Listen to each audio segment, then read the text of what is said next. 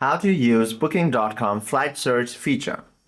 To use the Booking.com's flight search feature, you have to launch any web browser of your choice, then head to the Booking.com flight options. Because this feature is not yet available within my region, I cannot show you from the application. Now, once you are here within the flights tab, all you have to do is search for parameters. Choose your trip framework and choose your preferred class cabin.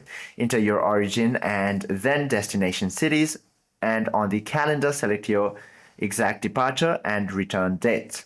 And also define the passengers, execute the search, apply the filters, and click the view details on your chosen fare.